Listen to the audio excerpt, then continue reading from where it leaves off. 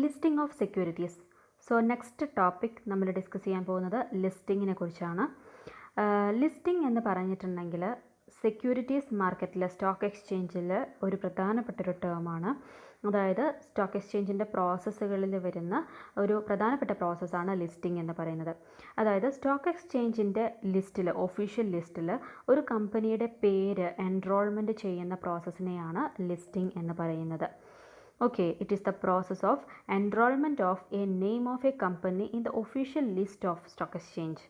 So എല്ലാ stock എക്സ്ചേഞ്ചുകൾക്കും അവരുടെ ഒരു ഒഫീഷ്യൽ ലിസ്റ്റ് ഉണ്ടായിരിക്കും, എത്ര കമ്പനികൾ രജിസ്റ്റർ ചെയ്തിട്ടുണ്ട്, ലിസ്റ്റ് ചെയ്തിട്ടുണ്ടെന്ന്. ആ ലിസ്റ്റിലേക്ക് നമ്മളുടെ പുതിയ കമ്പനി വരികയാണെങ്കിൽ ആ കമ്പനിയുടെ പേര് എൻറോൾമെൻറ്റ് ചെയ്യുന്ന പ്രോസസ്സിനെയാണ് ലിസ്റ്റിംഗ് എന്ന് പറയുന്നത്. സോ ലിസ്റ്റിംഗ് എന്ന് പറയുന്നത് കമ്പനീസ് ആക്ട് പ്രകാരം കമ്പൽസറി അല്ല. കാരണം എല്ലാ കമ്പനികളും ഒരു കമ്പനിയായിട്ട് ഫോം ചെയ്തിട്ടുണ്ടെങ്കിൽ ആ കമ്പനി സ്റ്റോക്ക് എക്സ്ചേഞ്ചിൽ നിർബന്ധമായിട്ടും രജിസ്റ്റർ ചെയ്യണം എന്നുള്ളൊരു റൂളില്ല. പക്ഷേ ലിസ്റ്റിംഗ് പബ്ലിക് സെക്ടർ കമ്പനിയെ സംബന്ധിച്ച് പറയുകയാണെന്നുണ്ടെങ്കിൽ, പബ്ലിക്കിന് കമ്പനി ഷെയർസ്, ഡിബഞ്ചേഴ്സ് ഇഷ്യൂ ചെയ്യുന്ന ഒരു പബ്ലിക് ലിമിറ്റഡ് കമ്പനിയാണെന്നുണ്ടെങ്കിൽ ലിസ്റ്റിംഗ് കമ്പൽസറിയാണ്. ആ കമ്പനിയെ സംബന്ധിച്ച് ലിസ്റ്റിംഗ് കമ്പൽസറിയാണ്. പിന്നെ ലിസ്റ്റ് ചെയ്യപ്പെട്ട് കഴിഞ്ഞിട്ടുണ്ടെങ്കിൽ ആ കമ്പനി സ്റ്റോക്ക് എക്സ്ചേഞ്ചിൻ്റെ റൂൾസ് ആൻഡ് റെഗുലേഷൻസിനനുസരിച്ചിട്ട്, അതായത് അവരുടെ റിക്വയർമെൻറ്റ്സിനനുസരിച്ചിട്ട് കൃത്യമായിട്ട് ഫോളോ ചെയ്യണം, അത് ഒബേ ചെയ്യണം, അത് വയലേറ്റ് ചെയ്യാൻ പാടില്ല. സോ ഇതൊക്കെയാണ് ലിസ്റ്റിങ്ങിനെ കുറിച്ച് പറയാനുള്ളത്. സോ ലിസ്റ്റിങ്ങിൻ്റെ പ്രധാനപ്പെട്ട അഡ്വാൻറ്റേജസ് എന്തൊക്കെയാണെന്നുള്ളത് നോക്കാം. So listing provide ready marketability and liquidity of A company securities. ഒരു കമ്പനിയുടെ സെക്യൂരിറ്റീസ് അതിന് കൃത്യമായിട്ട് മാർക്കറ്റബിലിറ്റി കിട്ടണം എന്നുണ്ടെങ്കിൽ, മാർക്കറ്റിൽ നന്നായിട്ട്, അതായത് പെർഫോമൻസ് ഉണ്ടാവണം എന്നുണ്ടെങ്കിൽ, അതുപോലെ ലിക്വിഡിറ്റി, ആ കമ്പനിയുടെ ഷെയർസിന് ലിക്വിഡിറ്റി ഉണ്ടാവണം എന്നുണ്ടെങ്കിൽ ലിസ്റ്റ് ചെയ്യപ്പെടേണ്ടത് വളരെ അത്യാവശ്യമാണ്. അതുപോലെ it provide free transferability of the securities.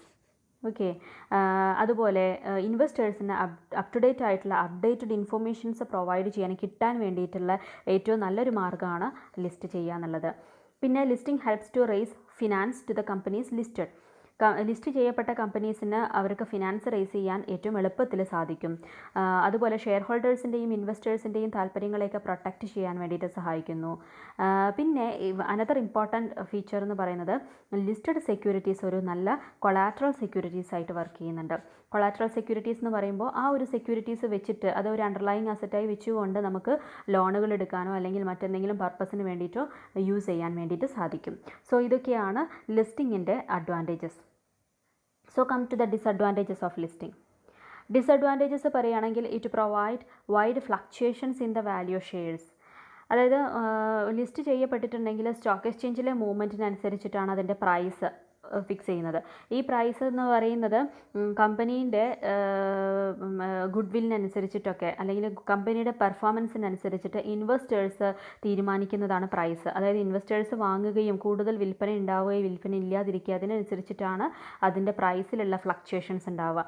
ഈ ഫ്ലക്ച്വേഷൻസിനെ ഒരു സ്പെക്കുലേഷനായിട്ട് എടുക്കും ചില ആളുകൾ, ചില ഇൻവെസ്റ്റേഴ്സ് അല്ലെങ്കിൽ ചില ഡീലേഴ്സ് സ്പെക്കുലേറ്റീവ് ആക്ടിവിറ്റീസിന് വേണ്ടിയിട്ട് യൂസ് ചെയ്യും. സോ സ്പെക്കുലേഷൻ എന്ന് പറയുന്നത് ഒരു പരിധി വരെ പോസിറ്റീവായിട്ടുള്ളൊരു കാര്യമാണെങ്കിലും അത് നെഗറ്റീവ് പർപ്പസിന് വേണ്ടിയിട്ട് കുറേ ഡീലേഴ്സ് അല്ലെങ്കിൽ ബ്രോക്കേഴ്സ് യൂസ് ചെയ്യുന്നുണ്ട്.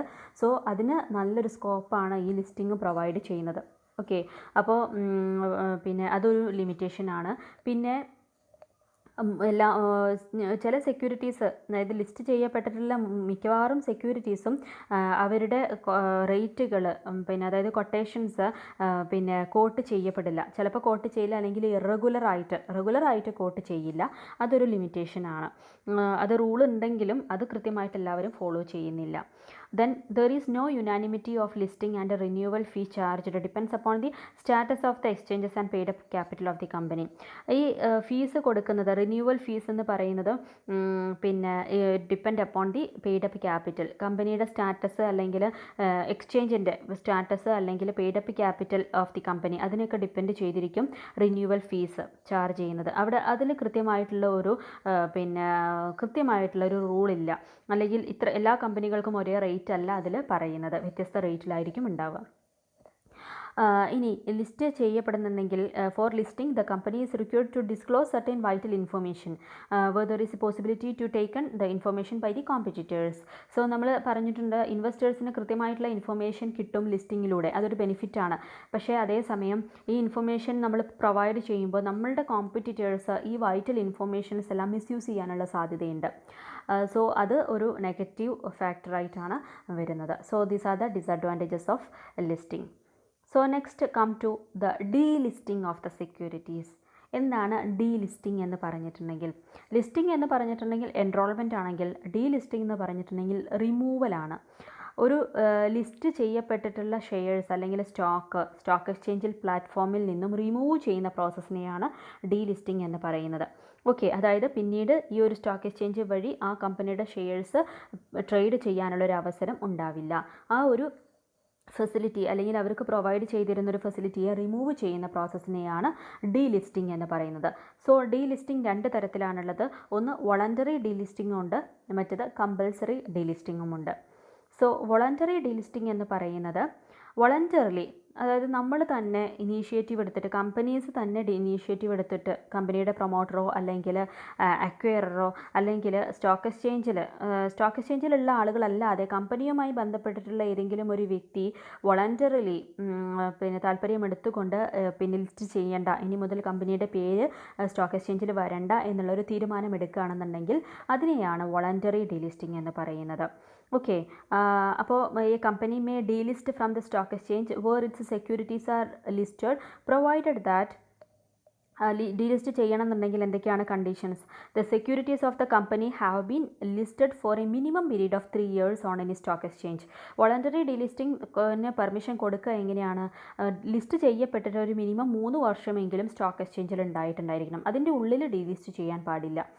Then an exit opportunity has been given to the investors for the purpose of which an exit price shall be determined in accordance with the book building process. അതായത് ഇത് പറയുന്നത് നമ്മൾ book building process വഴി, അതായത് delist ചെയ്യപ്പെടുമ്പോൾ ആ കമ്പനിയുടെ shares പിന്നീട് സ്റ്റോക്ക് എക്സ്ചേഞ്ചിൽ ഉണ്ടാവില്ല. അപ്പോൾ ഓൾറെഡി നമ്മൾ ആ കമ്പനിയുടെ ഷെയർസ് വാങ്ങിയിട്ടുള്ള ആളുകൾക്ക് അവർക്ക് ഈ ഡീലിസ്റ്റിംഗ് പ്രോസസ്സിൻ്റെ മുന്നേ ആയിട്ട് ഇതിനെ സെറ്റിൽ ചെയ്യാൻ വേണ്ടിയിട്ട്, അതായത് അവർക്ക് സെയിൽ നടത്താൻ അല്ലെങ്കിൽ അതിനുള്ളൊരു ഓപ്പർച്യൂണിറ്റി അവർക്ക് കൊടുക്കും. അപ്പോൾ അത് ബുക്ക് ബിൽഡിംഗ് പ്രോസസ്സ് വഴി, അതായത് റിവേഴ്സ് ബുക്ക് ബിൽഡിംഗ് എന്ന് പറയുമ്പോൾ ഷെയർ ഹോൾഡേഴ്സിന് അവരുടെ ഡിസയേർഡ് പ്രൈസ് എന്ത് ചെയ്യുക, ബിഡ് ചെയ്യാനുള്ള ഒരു ഓപ്പർച്യൂണിറ്റി, ബിഡ് ചെയ്യുക. അപ്പോൾ ഓരോ ഷെയർ ഹോൾഡേഴ്സും അതിന് അവരുടെ ഡിസൈഡ് പ്രൈസ് ബിഡ് ചെയ്യും. എന്നിട്ട് മാക്സിമം നമ്പർ ഓഫ് ഷെയർസ് ആരാണോ അല്ലെങ്കിൽ ഷെയർ പ്രൈസ് ആരാണ് ബിഡ് ചെയ്തിട്ടുള്ളത് വെച്ചാൽ അതായിരിക്കും ഫൈനൽ ഡീലിസ്റ്റിംഗ് പ്രൈസ്. സോ ഈ ഫൈനൽ ഡീലിസ്റ്റിംഗ് പ്രൈസ് വന്നു കഴിഞ്ഞാൽ അത് പ്രൊമോട്ടർ ആക്സെപ്റ്റ് ചെയ്യണം. പ്രൊമോട്ടർ ചിലപ്പോൾ ആക്സെപ്റ്റ് ചെയ്തോളണം എന്നില്ല. അപ്പോൾ ആക്സെപ്റ്റ് ചെയ്തിട്ടുണ്ടെന്നുണ്ടെങ്കിൽ പിന്നെ ആ പ്രൈസിൽ അവർക്ക് കമ്പനി എന്ത് ചെയ്യാം, കമ്പനിക്ക് ഇൻവെസ്റ്റേഴ്സിന് ആ ഷെയർസ് ട്രാൻസാക്ഷൻസ് സെറ്റിൽ ചെയ്യാൻ വേണ്ടിയിട്ട് പറ്റും. ഓക്കെ, അങ്ങനെയുള്ളൊരു ഓപ്പർച്യൂണിറ്റി കൊടുക്കുക. അപ്പോൾ ഇത് രണ്ടും, ഒന്ന് നമ്മൾ കമ്പനി ഡീലിസ്റ്റ് ചെയ്യുമ്പോൾ പ്രൊമോട്ടേഴ്സ് അവർ സ്വമേധയാ ഡീലിസ്റ്റ് ചെയ്യപ്പെടുമ്പോൾ 3 വർഷമെങ്കിലും ആയിട്ടില്ലേ എന്നുള്ളത് നോക്കുക. എന്നിട്ട് ഇൻവെസ്റ്റേഴ്സിന് ഒരു എക്സിറ്റ് ഓപ്പർച്യൂണിറ്റി പ്രൊവൈഡ് ചെയ്യുക. സോ ഇതാണ് വോളണ്ടറി ഡീലിസ്റ്റിംഗ് എന്ന് പറയുന്നത്. അതേസമയം കമ്പൽസറി ഡീലിസ്റ്റിംഗ് എന്ന് പറയുന്നത് exchanges may delisting the companies which have been suspended for a minimum period of 6 months for non compliance with listing agreement. നമ്മൾ പറഞ്ഞിരുന്നു ലിസ്റ്റ് ചെയ്യപ്പെട്ട് കഴിഞ്ഞിട്ടുണ്ടെങ്കിൽ സ്റ്റോക്ക് എക്സ്ചേഞ്ചിൻ്റെ റൂൾസ് ആൻഡ് റെഗുലേഷൻസ് എന്താണോ അത് ഫോളോ ചെയ്യാനുള്ളൊരു ഒബ്ലിഗേഷൻ കമ്പനീസിനുണ്ടായിരിക്കും. സോ ആ ലിസ്റ്റിംഗ് അഗ്രിമെൻറ്റ് ഫോളോ ചെയ്തിട്ടില്ല എന്നുണ്ടെങ്കിൽ പിന്നെ കമ്പനിക്ക് എന്ത് ചെയ്യാം, സ്റ്റോക്ക് എക്സ്ചേഞ്ചിന് ആ കമ്പനിയെ ഡീലിസ്റ്റ് ചെയ്യാം. അതിനെയാണ് കമ്പൽസറി ഡീലിസ്റ്റിംഗ് എന്ന് പറയുന്നത്. സോ ഒരു 6 മാസം പീരീഡ് വരെ അവരെ സസ്പെൻഡ് ചെയ്യും. പക്ഷേ suspension if the suspension is for a period exceeding 3 months, 3 മാസത്തിൽ കൂടുതലാണെന്നുണ്ടെങ്കിൽ കമ്പനി ക്യാൻ അപ്പീൽ ടു സെബിൽ എഗെയിൻസ്റ്റ് സസ്പെൻഷൻ. സസ്പെൻഷൻ 3 മാസത്തിലും കൂടുതലായിട്ട് കൊടുത്തിട്ടുണ്ടെന്നുണ്ടെങ്കിൽ അവർക്ക് സെബിക്ക് എതിരെ അപ്പീൽ കൊടുക്കാം. അപ്പോൾ സെബി എന്ത് ചെയ്യും, സ്റ്റോക്ക് എക്സ്ചേഞ്ചിൻ്റെ വാദങ്ങളും കേൾക്കും, ഈ കമ്പനീസിൻ്റെ വാദങ്ങളും കേൾക്കും. എന്നിട്ട് അവരൊരു ഫൈനൽ ഡിസിഷൻ എടുക്കും. ഓക്കെ, സെബി ഒരു ഫൈനൽ ഡിസിഷൻ എടുക്കും. എന്നിട്ട് അതിൻ്റെ അടിസ്ഥാനത്തിലാണ് ഇവരെ സസ്പെൻഡ് ചെയ്തത് ശരിയാണോ അല്ലയോ എന്നുള്ളത് ഡിസൈഡ് ചെയ്യുക. Then public share holdings fall below 50% of the public offer delisting. അതുപോലെ വേറൊരു സാഹചര്യം വരുന്നത് പിന്നെ പബ്ലിക് ഷെയർ ഹോൾഡിംഗ്, നമ്മൾ ശരിക്കും പറഞ്ഞാൽ ലിസ്റ്റ് ചെയ്യപ്പെട്ട കമ്പനികൾ എന്ന് പറയുമ്പോൾ പബ്ലിക്കിനാണ് കൂടുതൽ ഇഷ്യൂ ചെയ്യുക. അപ്പോൾ ഈ പബ്ലിക് ഷെയർ ഹോൾഡിങ് 50%ലും കുറവായിട്ട് വരികയാണെന്നുണ്ടെങ്കിൽ അപ്പോൾ അതായത് പബ്ലിക് അല്ല കൂടുതൽ ആക്സസ് ചെയ്യുന്നത് എന്നുള്ളതാണ് അതിൻ്റെ അർത്ഥം. അപ്പോൾ അങ്ങനെയാണെന്നുണ്ടെങ്കിൽ ആ കമ്പനികളും ഓട്ടോമാറ്റിക്കായിട്ട് ഡീലിസ്റ്റ് ചെയ്യപ്പെടേണ്ടതായിട്ട് വരും. അപ്പോൾ കമ്പൽസറി ഡീലിസ്റ്റിംഗ് വരുന്ന രണ്ട് സാഹചര്യങ്ങൾ, ഒന്ന് അവർ ലിസ്റ്റിംഗ് അഗ്രിമെൻറ്റ് ഫോളോ ചെയ്തിട്ടില്ല എങ്കിൽ, രണ്ടാമതായിട്ട് പബ്ലിക് ഓഫറിങ് 50%ൽ താഴെ വരികയാണെന്നുണ്ടെങ്കിൽ അപ്പോഴും കമ്പൽസറി ഡീലിസ്റ്റിംഗ് ചെയ്യും. ഓക്കെ.